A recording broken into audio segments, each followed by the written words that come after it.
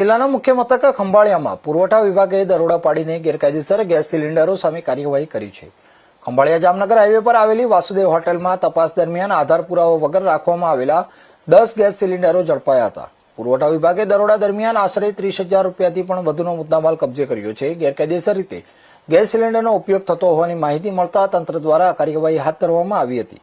આ સમગ્ર મામલે પુરવઠા વિભાગ દ્વારા આગળની તપાસ શરૂ કરવામાં આવી છે।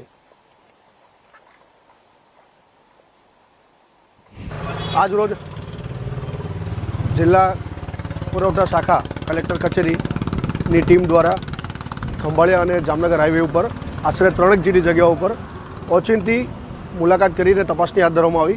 हाल में प्रवर्तमान मिडल ईस्ट क्राइसिस की परिस्थिति दरमियान जे एलपीजी सिलिंडर की अछतनी जे स्थिति ऊभी करवानी जे प्रयत्न थई रहेल छे ते अन्वये अमुए कोईपण आवी घटना न घटे ते माटे आशरे 3 जग्याओनी ओचिंती मुलाकात लीधी छे। ते पैकी वासुदेव होटल खंभाळिया जामनगर हाईवे खाते आशरे 10 सिलिंडर अमने कोईपण प्रकारना मालिक पासेथी आधार पुरावा विना मळी आवेल छे, जे तात्कालिक अमुए 10 सिलिंडर ने राज्यसात करवा माटेनी कार्यवाही वहीवटीतंत्र तरफथी एलपीजी कंट्रोल ऑर्डर 2000 અને એસેન્શિયલ કોમોડિટી એક્ટ अन्वये हाथ धरेल छे।